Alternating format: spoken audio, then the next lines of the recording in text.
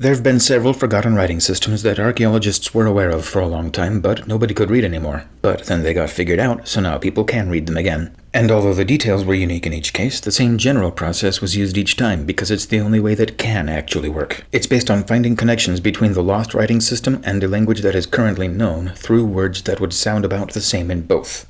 Any word has some chance of getting randomly copied from one language to another, but it primarily happens to words for things that one culture has and other cultures don't have. For example, English doesn't have its own words for this place, or this guy, or this food, or this animal, so we can only refer to them with words we imported from other languages. And even if we normally wrote in ideograms or logograms most of the time, and used letters only rarely, we would still need to spell these imported foreign words with the alphabet, which means our letters for the sounds in those words could be matched up with the symbols for the same sounds in another alphabet. Our first example here will be the Egyptian hieroglyphic spellings of a couple of names of members of the Greek royal family that ruled Egypt when the Rosetta Stone was made. The Egyptians conveniently circled the names for us on all kinds of artifacts, but we didn't know which ones were which until the Rosetta Stone gave us a couple of them in both hieroglyphs and the Greek alphabet. And another Egyptian writing system too, but we're not dealing with that one here. Once we had that, we could match up the same names' spellings in Egyptian and Greek and start locating the symbols for the sounds in those names. Both Greek names contain a lambda and a pi, but in different places. Where they are in the names tells us that there should be one Egyptian symbol that shows up in the middle of Cleopatra and at the beginning of Ptolemaios, and another Egyptian symbol that shows up in the middle of Ptolemaios and near the beginning of Cleopatra. You wouldn't have known ahead of time whether the beginning of the word was to the left or the right, so the symbols you're looking for at the beginnings of the words could be at either the left end or the right end. But matching the symbols up reveals which is which for you, because there are no sound matches to find at the wrong end. And Egyptian writing could flow either direction, so there's no reason not to flip our examples this way. Once the direction is established, you can see a pattern in how it works. Any symbol with its own built-in sense of direction points toward the beginning of the line. Animals and people face the beginning of the line, so if they're moving, they move toward the beginning of the line. Reeds get blown by the wind toward the beginning of the line, lassos get thrown toward the beginning of the line, and hands reach toward the beginning of the line. Now that we have our first couple of anchor points and a direction, we can start filling in more sound matches.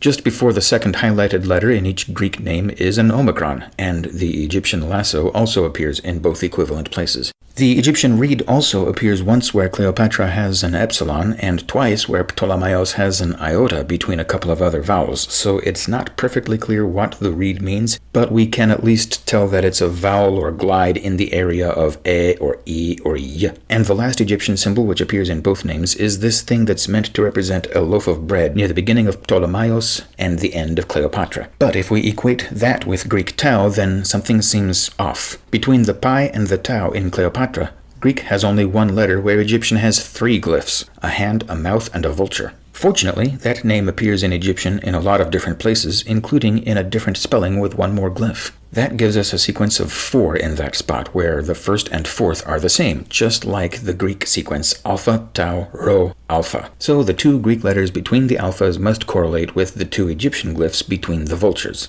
That means the final two extra Egyptian glyphs after that part must be a suffix that the Egyptians tacked on after the end of the Greek name. We also now have two different Egyptian glyphs correlated with Greek tau, the hand in the middle of Cleopatra and the loaf of bread in Ptolemaios, which also appears in the Egyptian suffix where it doesn't correlate with anything in Greek. That difference could mean the Egyptians just had two glyphs which could represent the same sound, or it could mean they perceived the taus in these names as two distinct sounds even though the Greeks thought of them as the same. For example, they could perceive one of them as an affricate like ts or cha, or as an interdental like th, or as a retroflex like ka, or as having a co-articulation like pharyngealization, prenasalization, or glottalization, as in ta, nta, or ta. At this point in the process, there isn't enough information to explain it yet. So for now, just giving them numbers to treat them as two different kinds of T is close enough. So we can move on to connecting the remaining glyphs that only appear once with the remaining Greek letters that only appear once. The hill slope at the beginning of Cleopatra must be ka, and the animal flank in the middle of Ptolemaios must be We also have the shepherd's crook left at the end of Ptolemaios, where Greek has just that lone sigma, but I'm not coloring them in as a match because we can't trust suffixes when we're switching between languages like this. Sometimes new ones get added, just like we saw with the second T on Cleopatra. Sometimes original ones get dropped, and sometimes both can happen, so one suffix essentially replaces the other. So this is all you can do with these two names alone. Of course, this isn't a complete solution to the entire writing system and language, but it's a solid start. The point is that this is how you get from nothing to something, and once you have something, you can build on it by applying these sounds to other names and words on the same artifact and others. When Egyptologists did that and started learning even more about the language and its sounds, particularly the fact that its words tend to sound like modern Coptic words for the same things, so Coptic was apparently the modern form of the same language, they ended up revising the interpretations of some of these original discoveries you see here.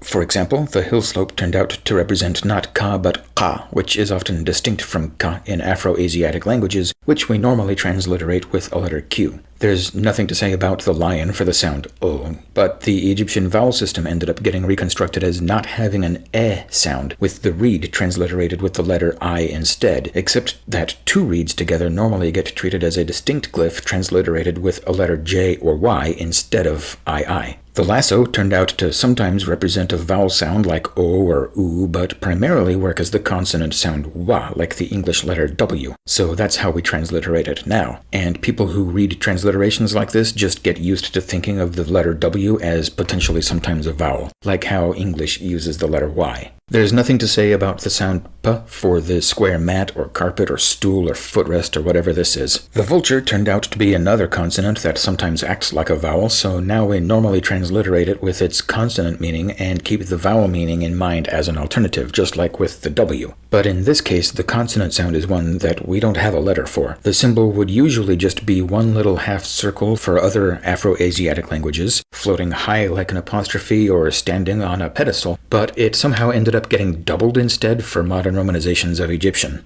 The difference between the two T's turned out to be that one of them is simply a D based on its use in other words, including the name Alexander, so we can just call it that and don't need any other way to specify which T the T is. And finally, there's nothing to say about the R or the M.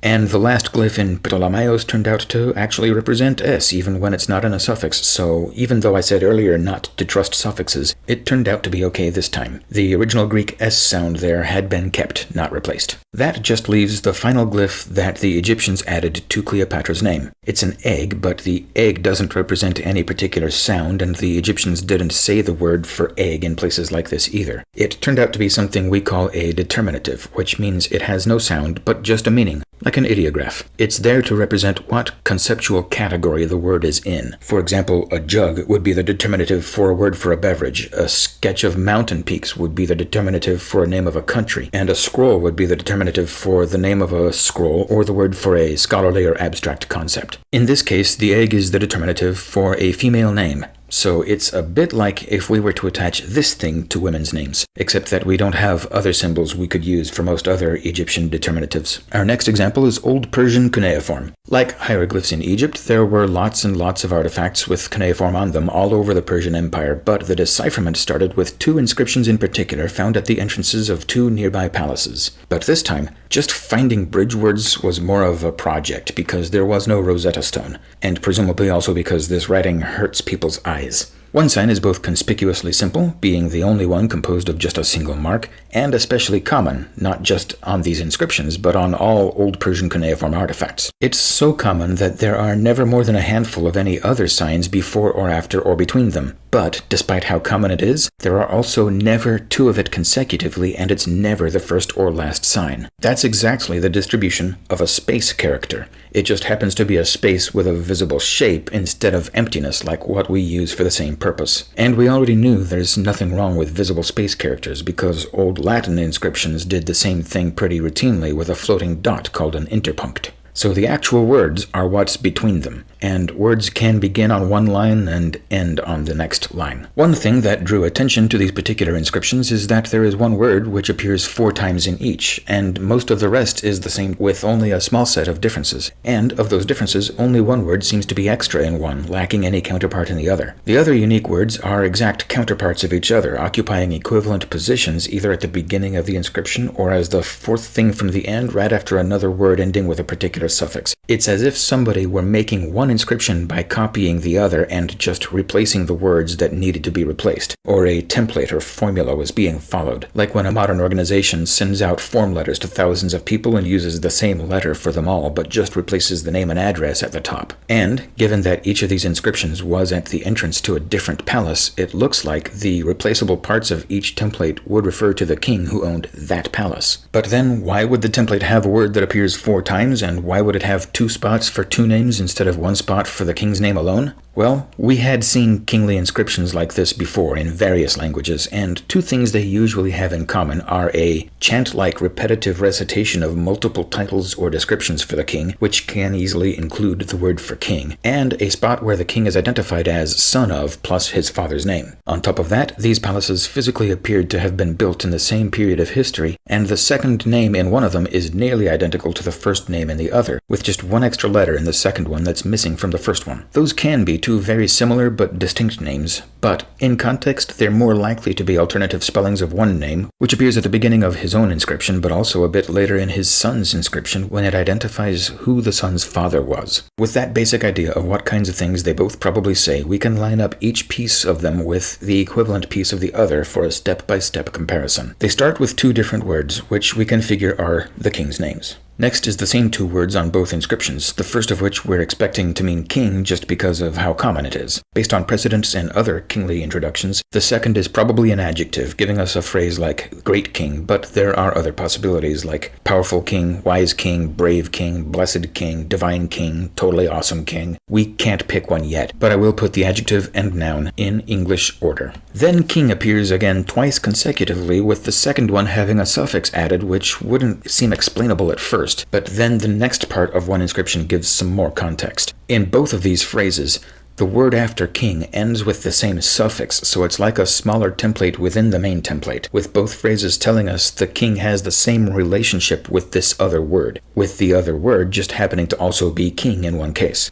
And one part of what you would expect kingly introductions to say is what he's the king of. He could be said to be the king of a tribe of people, or of a city, or group of cities, or whole region, or even natural things like the nearest mountain range or river. And another thing that an especially powerful king could be called the king of is other kings. And in fact, we also know that a Persian phrase meaning king of kings is still used for Persian kings in the Persian language of later eras. With that interpretation not only fitting the usual pattern in kingly introductions, but also giving us really the only plausible explanation for having the root word king twice consecutively in the inscriptions, we can translate that suffix as of, put it in English word order, and figure the part in brown is some other thing that a king could be king of. Incidentally, that also gives us our first little clue about some of the sounds. Between the root word for king in red and the suffix in blue, there's a single character in purple, which isn't there when the same suffix is attached to the root word in brown. Extra sounds that appear between parts of a single word like that are essentially always vowels, and when vowels are used this way, they're called linking vowels. And the symbol that's being used that way here is the most common character other than the space, which is also typical of vowel letters. So those are pretty good indications, not only that that letter is a vowel, but also that the ones next to it are not, because linking vowels are normally only needed between consonants, not next to other vowels. The next part of the inscription is our second spot where they plugged in different names in the same template. You would expect a kingly introduction to have a part that says son of and gives the father's names, so the parts that are different would be the king's father's names plus the word king in one case but not the other. It seems unlikely that a king who was a son of a king would call himself simply son of whoever instead of son of king whoever, so this makes it look as if the name in purple at the beginning of the left inscription referred to a king whose father with the name in green probably was not a king. Also, son of really contains 2 pieces of information, so it's likely to require 2 words or suffixes in Persian just like it does in English and in most other languages. So we might need to include the next word here instead of treating it as part of the next section. And all that leaves is one more word which both have in common. That could be another noun or adjective describing these guys, but it also could be a verb for something they both did. We really have no clue at this point in the process. But what we do have a big clue about is who these people were. During the era of Persian history, when they would have built monuments and palaces like these, other people were dealing with them and writing about them. So we know from documents written in other languages that the 2 most prominent Persian kings of this era, thus the most likely to have had these palaces built, were Xerxes, son of King Darius, and Darius, son of Hystaspes, who was not a king.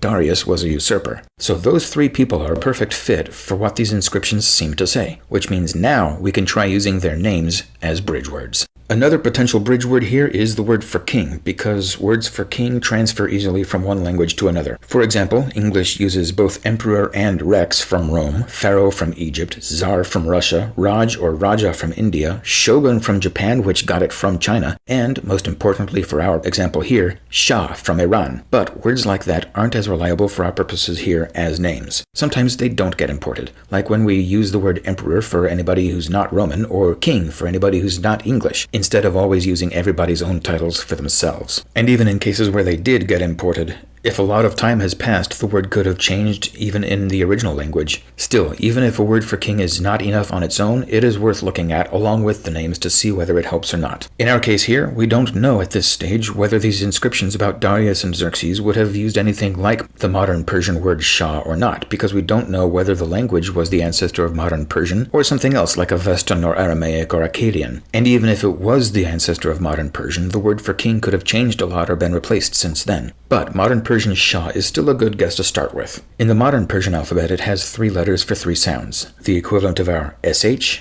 A, and H. We'll be comparing individual sounds in separate tables for each word here, so we need to separate the letters into their own columns and make them all flow the same direction. Because our alphabet and Greek and cuneiform all flow right, I'll reverse the ones that flow left. But the cuneiform word has 7 letters for presumably about 7 sounds, so this clearly isn't a match. The cognate in Avestan, a cousin of Persian, was Kshatra, so its length is closer. 2 other candidate languages were Akkadian and Aramaic, but those only give you Sharum and Malka, which are shorter, so Avestan is the best match to the cuneiform word just by being the longest. Even if the cuneiform word is in Old Persian, Avestan would still probably be the closest word to the cuneiform word because the Persian and Avestan languages were related, and the modern Persian word seems to have lost some sounds where Avestan didn't. A lot of our modern knowledge of the ancient world had been preserved by the Greeks, but in this case they imported the word saches from Persian sometime after the missing sounds had been dropped, so it doesn't show us anything about what happened before that. Sa is the closest they could get to sha, cha is the closest they could get to ha,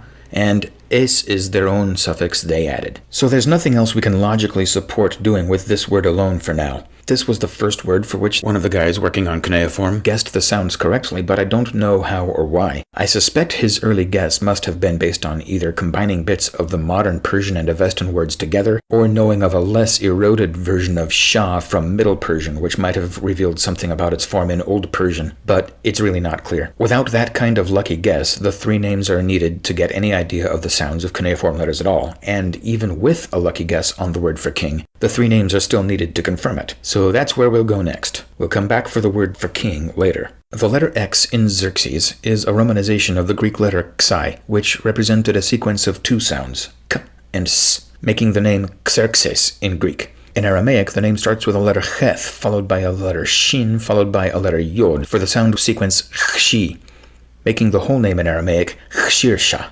because there is nothing between the Ra and the second Shin. The Greeks converted that initial Cha to Ka along with Sha to Sa, and then a second Ka in Greek just appeared by duplication of the first one. But the Aramaic form of the name was also derived from an earlier one. In modern Persian, you can still see that the full name is Chayarsha, with the sequence Aya where a single vowel was in the others. Notice that there is no final Sha or Sa in Persian or Aramaic. That's only there in Greek because the Greeks added their own Greek suffix. Also, the Aramaic form did have the vowel sound at the end, but Aramaic vowels just didn't always get a letter. Our form of the name Darius comes from a Greek form which has no big surprises at first, but there's also a second Greek form with at least 1 whole extra syllable in the middle, like Dariaios instead of just Darios. That had 5 vowels in a row, so it's understandable that that would get reduced. But how did it get that way in the first place? Well, there's another consonant in that spot in Aramaic, like a Roman letter H, which the Greeks dropped. But Aramaic also had a second form, this time with a W inserted before the H, which the Greeks either also dropped or never even heard of, which would give us Daryawahush. So we know those extra sounds in the middle were there originally because they were there in Greek and Aramaic, but they've been dropped in modern Persian, reducing it to Dariush. But we need to be aware of the missing letters because cuneiform not only theoretically could have still had them, but also definitely did in fact spell the name with about that many cuneiform letters, so the word's length alone suggests that the lost sounds were included in cuneiform. For that matter, the one letter that's present in one cuneiform spelling of this name but not the other is located right in the area where the lost letters are in the other alphabets too. In the name Histaspes, the vowel where we use a letter Y would have originally been pronounced U because that was the sound of the Greek letter upsilon before it shifted to E and became ypsilon. That would have been the first letter in the Greek spelling with a diacritic attached to indicate that it was pronounced with H at the beginning, but that's a separate sound in the other alphabets we're looking at, so I'm putting the diacritic alone in a separate column from the letter. In Aramaic, that sound would get its own letter, but that letter isn't there, indicating that it was not pronounced and the name began with just the vowel. The H effect spontaneously appeared in Greek, which had a tendency to happen with words that otherwise started with vowels. Also notice that there are 3 different origins of the 3 Greek sigmas in this name, which are all just S when romanized. The one at the end is part of a Greek suffix added by the Greeks with no correlating sound in Aramaic. The first one comes from the Aramaic letter shin, which we've seen twice before, representing sha, and the one in the middle comes from that lightning bolt letter in Aramaic, representing sa. This is the first word we've looked at here, which showed us the distinction between sha and sa in Aramaic and Persian, but Greek merged them. And in Persian, there's an even bigger twist than any of that. It has 2 forms, each of which has one letter that the other is missing, either before or after the u, representing g or E. When the one after the U is missing, the name is Gushtasp. When the one before it is missing, the E vowel makes the U act like the consonant wa, making the name Wishtasp. You might infer that they must both come from an original Guishtasp with both sounds in there, but I haven't seen any attestation of that form. I've only seen this name in these 2 versions. So we're stuck needing to predict only 2 sounds there, but not knowing which 2, gu or we. Now, looking back at all 3 names, including the sounds that we sometimes get in one of these languages but not others, we can see how well the cuneiform spellings line up sound for sound, and it's pretty much perfect right down the line. Not only are the numbers of letters per word exactly what we would have projected, but the ones that appear more than once also correlate with the same known sounds each time. Because of these alignments of sound for sound across languages, you can now see that both Xerxes' name and the word for king start with the syllable ksha. That's not a coincidence. They're both compound words made of the same first word meaning ruler and different second words. Also notice the vowel after the first sha in Xerxes' name, kshayarsha.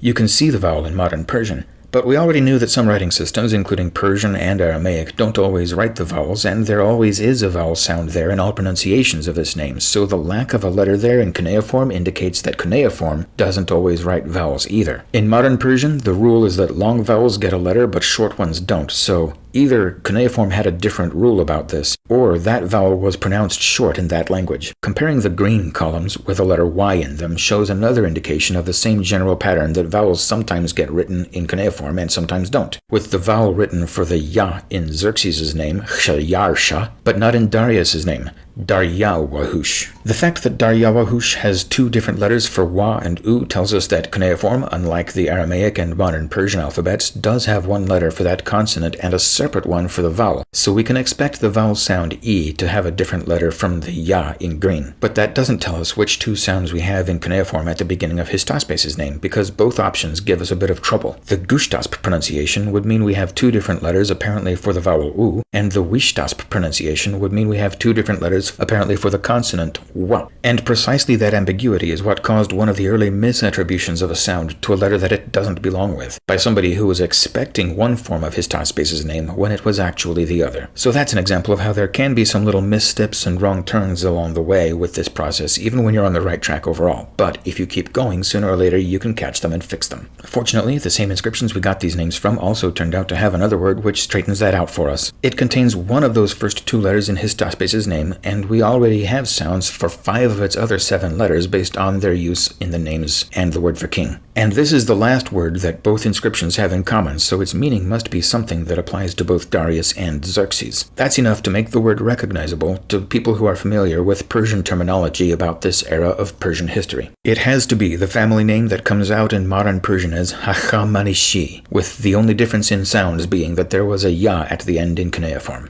Its Aramaic form dropped the H sound at the beginning, which made the vowel ah the first sound, so it got a letter even though other vowels in the same word were unwritten. And that Aramaic form without the initial H is the one that got adopted by the Greeks, who also dropped the original end of the word and replaced it with their own suffix, creating the version which would then come to us by way of the Romans as Achaemenid, which you might recognize from its use in English. It means a descendant of Achaemenes, an ancestor of Persian kings a few generations before Darius and founder of the Achaemenid Empire, or Achaemenid dynasty. There are people who doubt that Darius really was a descendant of Achaemenes, but he definitely did claim to be one. The use of this letter in orange correlating with the sound E in modern Persian and Aramaic solves our histaspes problem by clarifying that this was the Wishtasp version of his name, not the Gushtasp version, which makes the first letter the equivalent of a W, not a G, as had originally been guessed by some people. That does mean we have two different cuneiform letters correlating with W, one here and one in Darius's name. But sometimes two letters in one writing system really do correlate with the same one in another writing system. That can be because they represent two sounds in one language, which another language doesn't distinguish between. But in cuneiform, it would eventually turn out to be something else.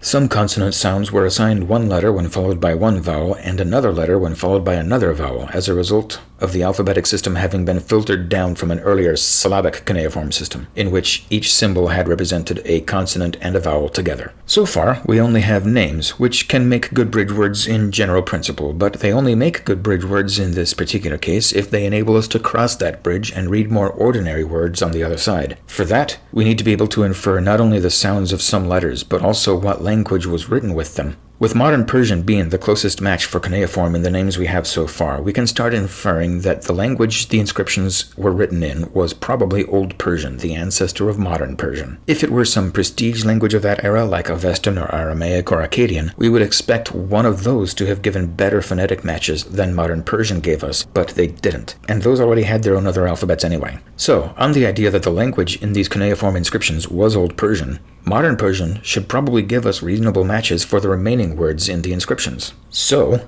a possessive suffix to attach to the possessing noun, followed by the word for son, should have these sounds or something close to them in modern Persian. A genitive suffix to attach to the possessed noun should have these sounds or something close to them in modern Persian. And a noun for something a king could be the king of should have these sounds or something close to them in modern Persian. And they all do, with just one complication. The modern word for son ends with the equivalent of an S followed by an R, and we still don't know exactly what sound that correlated with in Old Persian, which has a cuneiform letter that's different from the ones equivalent to sa, sha, and ra. It's thought to be probably some sort of sibilant sound, something that would sound close to an S but not quite the same, so now we use this other letter to just represent that rough idea of an unidentified sibilant. There's only one word left, and it's the one with the most change between Persian then and Persian now, and even with this one, there's still pretty small changes. It's the word that we would expect to probably mean great, although it could be some other adjective generally like that for a king to praise himself with. It has two letters we've seen before in the first and third of 4 places, so we'd want to find a modern Persian word with that kind of meaning and about that length with those two sounds in those 2 places. And the first word you would guess as a translation of great almost matches, but not quite. It starts with ba, where we were expecting wa, which are similar enough for one to evolve into the other fairly quickly. And that's really as far as we can go with just these 2 inscriptions. It didn't identify exactly what sound every single symbol had, but it did get us most of them and the language identification, so then we could get started applying that to lots of other cuneiform artifacts as well. And that would eventually reveal that the sound at the start of this last word had already shifted from wa to va by the time it was written in cuneiform, and then shifted to ba in the word for great sometime since then. Also, the equivalent of that ga at the end turned out to have originally been ka. Another item that couldn't be completely solved using only the words in these 2 inscriptions is the word for king, but this was enough to confirm that the language being written in cuneiform in this case was Old Persian, the ancestor of modern Persian, which means this old word for king could be looked at as a version of the modern word through historical sound changes. And you can see right here one sound change that we know happened in Hachamanishiya for Achaemenid. Old Persian had a ya suffix which disappeared in modern Persian, and even in the middle of Darius's name, it eroded to just the vowel e. If the same sound was also lost in the word for king, that would leave it with only a single consonant after the first 2, correlating with the ha at the end of the modern word sha. But we already know a cuneiform letter for that sound, and this isn't it. So either there were two cuneiform letters correlating with ha, or this was some other sound which evolved into ha since then in some cases. And the best guess about what that other sound might have been would be its counterpart in the closely related language Avestan, which is part of why I'm showing Avestan in that row instead of Aramaic. Because Avestan and Old Persian were closely related, and these words seem to be cognates, Old Persian's final ya could reasonably line up with Avestan's final ra, which then lines up the final ha in modern Persian shah with the tha in Avestan kshatra. That gives us a sensible inference that the sound of this last unidentified cuneiform letter in these inscriptions was tha, although not enough to really prove it. But later continued study using other artifacts would end up showing that this inference was correct. And again, once there was a ha there in Persian, the Greeks imported that as cha and added their own suffix. So now we can go back to the full inscriptions as they were actually written with all the words in original order and fill in both the sounds and the missing meanings we didn't have before. So if you wanted to, you could both sound out the original inscriptions yourself and know what you were saying. Of course, the cuneiform alphabet included a few letters that aren't used here, and even if we knew all the letters at this point, we'd still have challenges left in reading any other artifact because Old Persian was a whole new language, not quite the same as either Avestan or modern Persian. But at least this got us from nothing to something, which the rest could be built on afterward. The next example is Linear B, the second of two Bronze Age writing systems from in and around the Aegean Sea that are now called linear because, unlike in other writing systems at the time, the characters were not cuneiform or pictographs, but line drawings, like the modern alphabet we use. Tablets with Linear B on them were found in a couple of separate areas, and the ones in each area used just a few certain words that the ones in the other area never used. So, one of the first inferences people made was that those words that only showed up in one area or the other referred to nearby places. Each one of those place names comes in a few different forms with the same beginning but different endings, which is what happens in languages that use suffixes to show which grammatical case a noun is in, which is the same function that English would serve with prepositions like to, from, in, at, or of. The system had enough symbols in it to be syllabic, with each one representing a syllable instead of just a single sound, so these different forms of the same names let us work out something about how the syllables are related to each other. The concept is abstract at first because we don't know what the sounds are,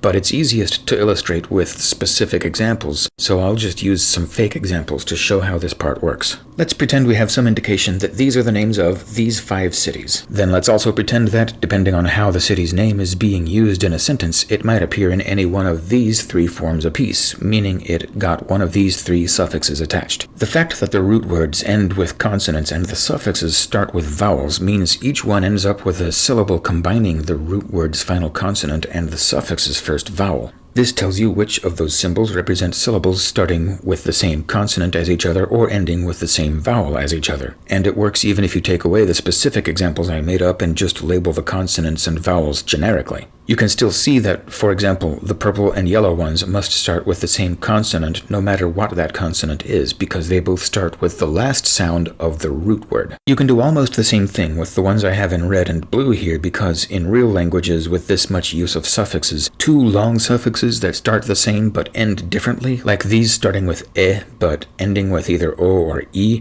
are also normally the same in the middle. They stay the same as far as they can and change only at the last moment. So reality is more likely to be like if I'd made these examples etho and ethi with the same consonant in the middle. It's not a guarantee, but it's much more likely, and it gives you a prediction you can confirm or refute if you catch the same symbols in other words being used as the first syllable of a suffix instead of the second. And there were plenty of opportunities to do that because there were thousands of tablets using not just these 5 place names but also lots of other nouns, plus verbs which also had their own sets of suffixes. So repeating the same process with all those other words that came in multiple forms apiece allowed people to build up this grid in which the ones in the same column alliterate with each other and the ones in the same row rhyme with each other. And the fact that there were so many tablets also meant that all those inflections could be compared in terms of how common they are and where they occurred or didn't occur and which ones occurred together in the same sentence and so on, which allowed some details of the language's grammar to be described. For example, before identifying the language or any of the sounds, they already distinguished the nouns from the verbs, found out how many genders there were, determined how many cases they could see the nouns inflected in and which suffixes indicated which of the most common cases, distinguished transitive and intransitive verbs from each other, identified various verb conjugation suffixes, including the ones that turn a verb into an agent noun, and found that the left column of symbols in the grid probably represented just vowels vowels with no consonant based on their statistical tendency to be the first symbol in a word. On top of all of that, some hints about the meanings of some words could be taken from context. For example, one noun that's especially common but seems to almost always be the subject of a sentence, not an object and not appearing in lists, which I'll get to in a moment, and is conspicuously likely to appear near one of the place names, with that place name being in a particular other noun case, is likely to be the word for king, particularly the king of the place that's named next to that word. Some pairs of nouns with the same root but different sets of suffixes could also be seen to regularly occur together as if they belong together somehow, being alternative versions of whatever the root word meant. That's exactly what you would expect to find in a language with grammatical genders and some nouns that can indicate people of both genders for a type of person which both male and female people can be, like English actor and actress. Here's another pair that seem to go together in the same way as if they were gender counterparts, but instead of starting the same and ending differently like usual, they are unique in starting differently and ending the same. And here's a pair that tend to appear near each other as if their meanings were connected, but this time not as two human genders, but some other kind of connection. Based on the context they're found in, it looks more likely that they would indicate a worker and the worker's work, like the English pairs carpenter and carpentry, and mason and masonry. Part of the reason to think this refers to some kind of worker is the fact that it appears in lists of valued resources and assets that the city or local palace had, not just plain text sentences and paragraphs. Part of how we know that the lists were lists is that they always had the same word at the bottom where you would expect the word total in English, and the numbers were quite easy to read, and the number on the total line was always the sum of the numbers above, even including one case where somebody got it wrong at first, crossed it out, and replaced it with the right number. Those lists also sometimes include simple stick drawings of what kinds of things were listed, as if in case somebody who can't read might need to look at such a list anyway. In this word's case, a list of different kinds of workers could have a stick figure of a person at the bottom next to the word for total, as if to say total people, indicating that the list above was a list of different kinds of people who work there.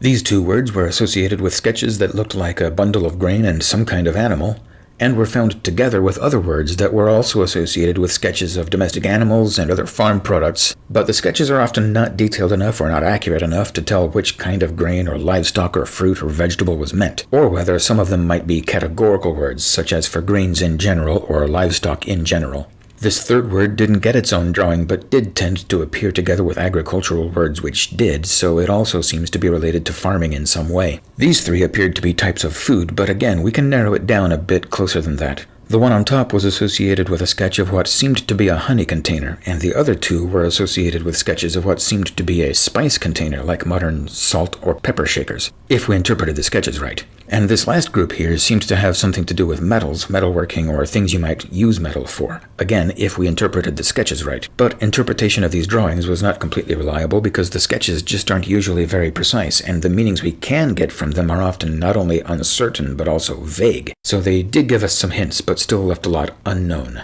These inferences about words' meanings can then be combined with more phonetic matches than we started with in just the place names. Just among the ones on this slide alone, nowhere near all of the words on the thousands of tablets, we now have all of these symbols appearing more than once, including some at the end of a word, and all of these symbols appearing more than once, but not at the end of a word. And you can pick any colored symbol in here and see which words have that same syllable, as well as which other words have only the same consonant or only the same vowel. But that still doesn't tell you what any of those sounds were. And of course, your ability to make more of those phonetic matches gets multiplied over and over if you consider the thousands of tablets instead of just this tiny sample, but so does the built-in uncertainty. But place names tend to transfer from language to language relatively intact, and the names of the places near where the tablets were found were already known in Greek, so it was predictable that the same places' names in Linear B would sound similar to their names in Greek, and that yielded a way to narrow down the range of guesses to make in assigning sounds to the symbols and check which guesses were better and which were worse. The right guesses gave us the familiar place names and the wrong guesses didn't. The right guesses also then revealed sounds in the other words that weren't place names.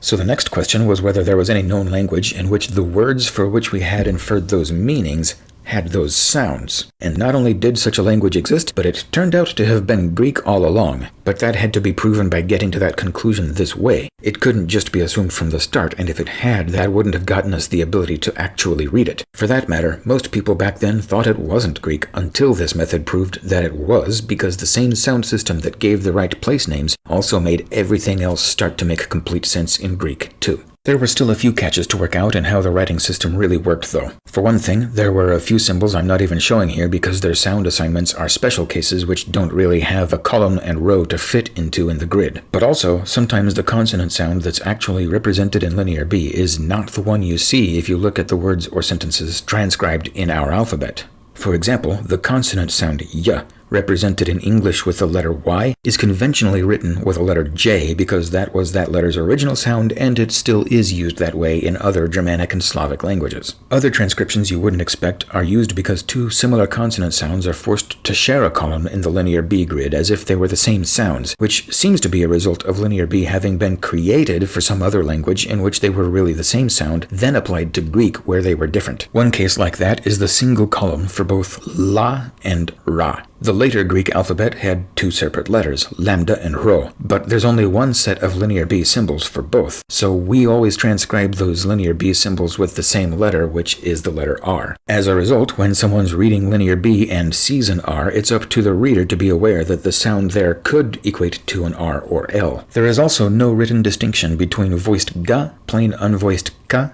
and aspirated unvoiced ka, so we transcribe them all the same way, with just a letter K. And the same thing also happens with aspirated pa and unaspirated pa, except that this time you might notice that the column next to it has the same two sounds again plus ba. The reason is that we usually quote Greek words the way they were in a later period after the merger of what had been two distinct groups of sounds in earlier Greek, and Linear B was used earlier when they had not merged yet. One group was already simply the bilabials pa and pa all along, and the other was the labiovelars gua, qua, and qua, for which the easiest single modern letter to represent them is obviously Q. That might make you wonder why the first group didn't have ba. And there really isn't an answer for why, but we do know that that gap in the system was inherited from Proto-Indo-European, which also had a conspicuous shortage of ba. Finally, one more thing to notice about the basic syllable sound definitions in Linear B is that it does distinguish da from ta and ta, which wouldn't usually be expected for a system that doesn't distinguish the other plosives based on voicing. Using voicing to distinguish only the alveolar plosives and not the velars, bilabials, or labiovelars is apparently a quirk of whatever non-Greek language this writing was originally meant for before the Greeks adopted it. And, as is to be expected for any syllabic writing system applied to a language that isn't purely syllabic, there are a few extra complications to be aware of for words that have a consonant with no vowel after it or a vowel with no consonant before it.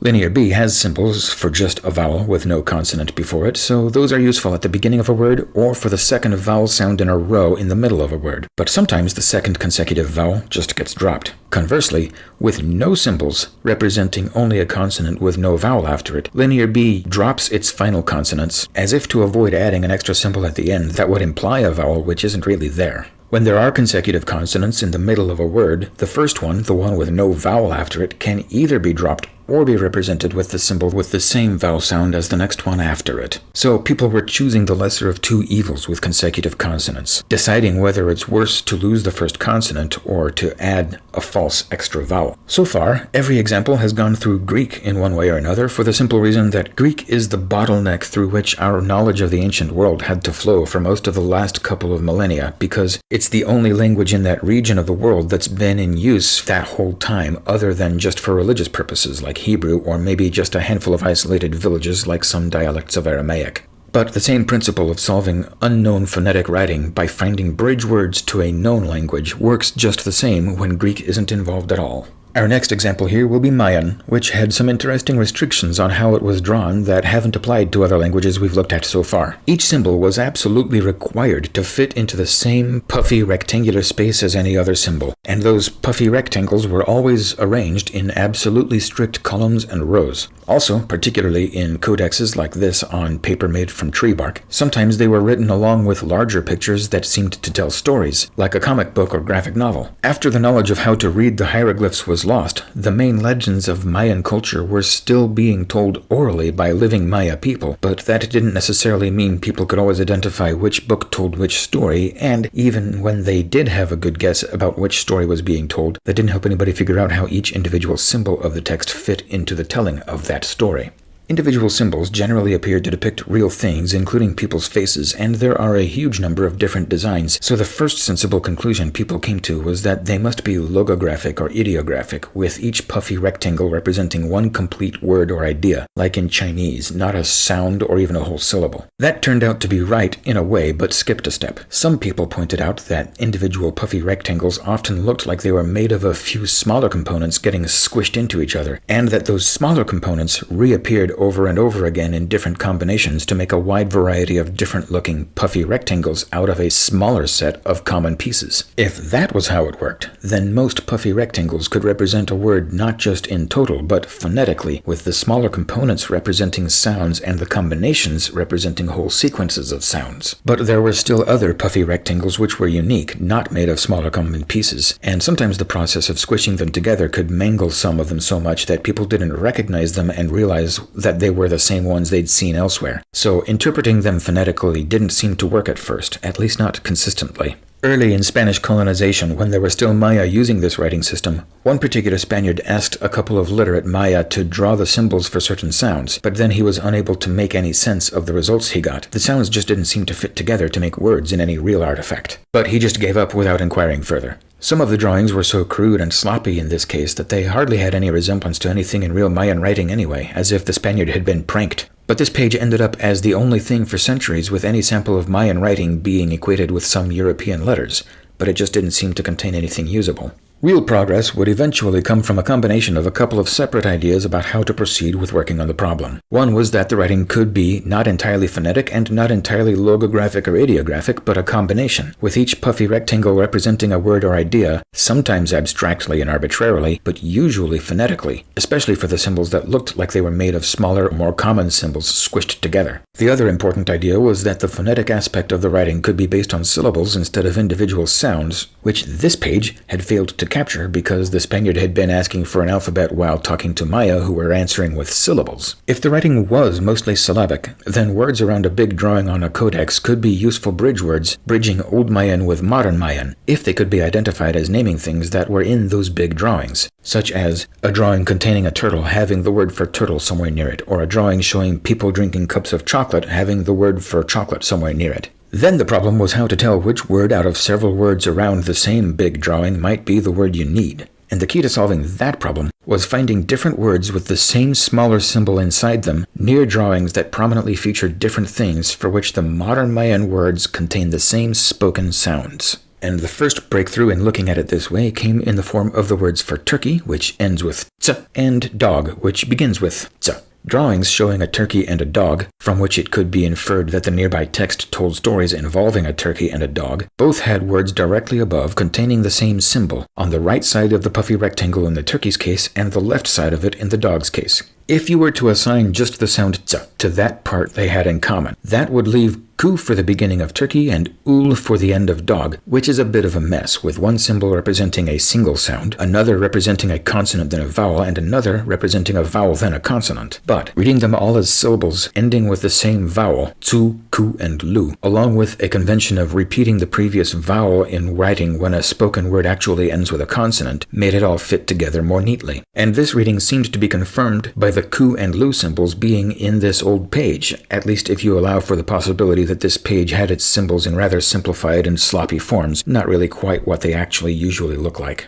Once it was established that this way of looking at Mayan writing could really work, it could be applied to other words. For example, once you have the symbol for tsu from the words for dog and turkey, you could also recognize it in the words tsunun near a drawing involving a hummingbird and suts near a drawing involving a bat. Notice the little arch at the top in the word for hummingbird. That's a doubler, telling you to think of the nu as being in there twice, the second one of which gives you the final n. Another fairly simple word to identify once you've got this process going is balam, the word for jaguar, because that word is all over the place in Mayan writing. And once you've seen the ba in that, you can also recognize it in chab for bee and ibak for armadillo. In ibak, notice that the fish being used as a symbol for ka has a fin on its forehead. That's not a real part of a real fish, but it's still not to be confused with the arch in tsunun. It's not a doubler. It's just a strange part of a fish drawing. I don't know the real reason it's there, other than jumbling fish parts together in the limited available space, but other Mayan symbols that depict faces also have other adornments on the forehead, so it seems like it's just part of the style to add something on foreheads. For example, cha in the word chab for bee also gives us cha in chan for snake, and the symbol for na there has a human face with something added on the forehead. Maybe Maya people actually did wear things like this on their foreheads, but I also get the impression that it's often just added to fill in that corner, because the foreheads are sloped but the puffy rectangles are rectangular. In any case, it's important to distinguish these from the doubler arch in Tsunun, because there's no doubling in Ibak or Chan. The ka in Ibak is also in cacao for chocolate, where we can see two separate symbols for ka instead of a doubler. It's common for Mayan writing to have more than one symbol for the same syllable, and it tends to be one of normal aspect ratio and an alternative that's much skinnier and thus easier to combine with others in limited space. And once you're aware that the thing that looks like a comb can represent ka, you can recognize it again in pakal for shield, which also contains another example of a skinnier alternative for la, which we already had a full-size symbol for in balam. This time, at least, there seems to be a connection between them, with the pair of smaller circles with dots and lines inside them in pakal looking like a version of the bigger one in balam. And pakal was not only the word for shield, but also a king's name, so it became the entry point to finding other kings' names. In addition to the same symbol not always being drawn the same way, and different symbols for the same syllables, and doublers sometimes being used and sometimes not being used, there are a few more unique complications in Mayan. One is that some symbols were only used in certain cities, while other cities used their own alternatives. Another is that sometimes a logographic symbol could get combined with phonetic ones, not just in the same sentence, but even in the same puffy rectangle. Another is that the Mayan spoken language has had a few centuries to change, including sometimes completely dropping an old word. Issues like those have resulted in about 10 or 20% of Mayan writing, especially the non-phonetic parts, still being unreadable today. But at least this process got us from nothing to something. A general trend in all of these cases is that, although identifying and matching the sounds is easy once you have the right bridge words, finding bridge words to do that with is the hard part. And you can see that yourself by just doing it yourself in a few quick examples I just made up for this. Remember, you can pause as long as you want on any slide you want. Here's the first one. Yes, you can spot which characters appear more than once, but that doesn't get you any closer to knowing what sounds they represent unless and until I tell you that those words are associated with these things. Then, if you know how to identify those airplanes, and you're aware that their names usually get copied from the original language to other languages without much change, matching up the mystery letters with their sounds becomes pretty easy. Two vowels you might have expected to be different are treated the same, and two that you might have expected to be the same are treated differently, but you know going in to expect different alphabets to work a bit differently in some ways, so that's no obstacle. Here's another set. Again, if the words are all you get with no sign of what they mean, you can match up the duplicates all you want, but that won't get you anywhere phonetically unless and until you realize that these are the names of these four famous characters, who are usually known by something close to their original names regardless of language. Then suddenly the correct matches between the original mystery letters and their sounds practically just naturally fall into place for you. Again, a few things are handled slightly differently from how our own alphabet would handle them, but you know ahead of time to expect things like that, so it's no obstacle. And here's one more. Again, you can find matches ahead of time, but that really does nothing. But then if you combine the words with these pictures, well, this time it doesn't really work. There are a few small sets of letters where you might get started and think you're getting somewhere for a step or two, but you don't get very far before it just falls apart and stops seeming to work. This is what it's like if you're barking up the wrong tree, trying to match the mystery letters up with sounds in words that aren't the right words, so they don't have the right sounds.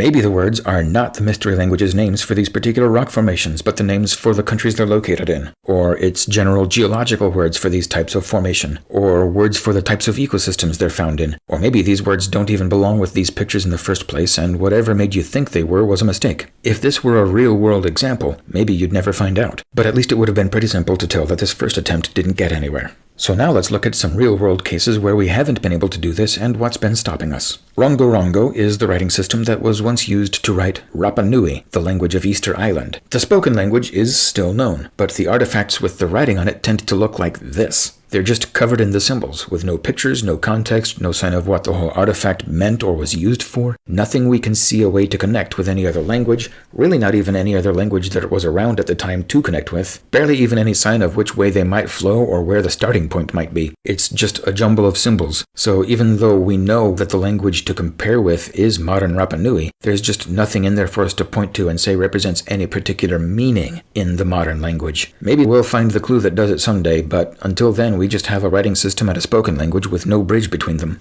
Linear A looks a lot like Linear B and was found in the same general area and appears to be an ancestral form, which Linear B was later descended from. So we can sound out parts of it, like the word for total, by using the sounds we now know from Linear B. But we don't know of any language in which any words for those few meanings would sound like that. It's probably just extinct, with no living or recorded relatives. The Indus Valley script, used in and near India before the Indo-Europeans arrived and started using the Brahmi alphabets we know today, is usually found on postage stamp-sized things like this. If you're looking at this on a phone, these are fairly close to their actual sizes. Some just show an animal, and we can tell what animal it is, but different artifacts with the same animal have different words, so the words are not the words for the animals. Some seem to depict scenes from stories, but we don't know the stories or the characters' names. They might have been used for pressing into hot wax to make a seal to attach to letters or packages or containers, but we don't know that. And even if it's right, that doesn't help us figure anything out, because a seal could have almost anything written on it. The sender's name, the recipient's name, a clan's name, a town's name, a short motto, a word for whatever was sealed inside, an invocation of a god, a description of when or where the thing was sealed. And we don't know this culture's traditions or gods or personal names or anything else like that, or even see any kind of pattern in the locations where they were found. And we don't know anything about what language they spoke or whether or not they ever imported and exported names with any other languages we might know. So we not only can't find a bridge, but also don't know where the bridge would go if we had one. And the last one to talk about here, although there are more examples out there that aren't on this list, is the Voynich manuscript. Several years ago, a linguist in the UK named Stephen Bax proposed some sound matches based on possible plant names. In theory, those can be bridge words because the names of plants, at least useful plants, spread easily whenever one culture starts importing a new plant or plant-based product from another culture and thus imports its name along with it. Part of the Voynich manuscript definitely is a medieval herbal manuscript, and those usually have the plant's name as one of the first few words on a page with the drawing of a plant, or floating alone next to the picture like a caption. So it is reasonable to expect a caption or one of the first few words in an unknown language on a page with a plant drawing to be the plant's name, but you can't count on it. Sometimes the plant's name can be lower on the page, if it's there at all. Worse yet, to the extent that the Voynich manuscript is a medieval herbal manuscript, it's a pretty bad one. Not only is the amount of written information on each page pretty small, but the drawings are usually pretty sloppy. Some plant drawings seem to be fairly solidly identifiable, but not most. A lot of them look too generic, with nothing that stands out about them to distinguish them from a lot of other kinds of plant. And when they include flowers, the flowers usually look like they're just barely beginning to open instead of being a more fully developed flower that could more easily be identified. Worse yet, there was also a tendency for medieval drawings of plants to depict superstitions and folklore about the plants instead of what they really look like, such as drawing mandrake roots looking like screaming goblins instead of like actual roots. And the Voynich manuscript sometimes leans into that kind of weirdness even harder than most. So when Voynich plants aren't too generic and ordinary to identify, they're often still unidentifiable because they're too weird, or too even weirder. So, with those limits on what we can do with depictions of plants in the Voynich manuscript, what else does it have that we could use instead? It also devotes a number of pages to astrological subjects, including a map of the sky with individual labels on individual stars, and most star and constellation names in the Middle East and Europe come from the same few source languages, the same languages that were generally used for most other scholarly subjects in the Middle Ages. And using a group of dozens of words together like that gives us a better test of the accuracy of a proposed solution for the alphabet anyway, because you can test your ability to explain most or all of the whole group, not just scattered individual words like with the plants. So why hasn't that been done yet? In Stephen Bax's case, it's because he didn't realize that the sky map was a sky map, and I'm sure a lot of other people haven't either. In other people's cases, it's because people generally just aren't even really trying to figure the Voynich manuscript out anymore. Most probably haven't even heard of it, and among those who have, it's generally treated as probably unsolvable rather than solvable but just not solved yet. Some people also seem to just like having it be a mystery, or even seem personally invested in not having it ever get solved. And it's the only thing written in its alphabet, not the key to vast collections of other artifacts with the same writing on them like our previous examples in this video. And it doesn't fit neatly into any professional linguist's specialty. Many linguists are not historical linguists, and even those who are usually specialize in a particular language family, which means not working on things that aren't clearly in that family. Some people think it's just a hoax or otherwise not a real language for other reasons, such as that an aphasic or mentally ill person wrote it. And there are some statistical reasons to note that it's definitely not like normal writing in any known language, based on the statistical distribution of things like word length and word frequency. But most of all, it just has a bad reputation. It's attracted mostly a lot of kooks and quacks over the years, so now most linguists won't touch it because doing so would damage their reputations by lumping themselves in together with all those kooks and quacks. But that's just a matter of the modern circumstances around the Voynich manuscript, not anything inherent to the manuscript itself. There's nothing stopping us from applying the Bridgeward method to the Voynich manuscript's stars. So now that's what I'll do. In my next video, not only will I show a consistent Voynich phonetic system with which almost all of the star names can be read, but I'll also show its derivation, starting from nothing, word by word, sound by sound, letter by letter, just like the older cases I summarized in this video, because it's the only way to figure out a forgotten writing system.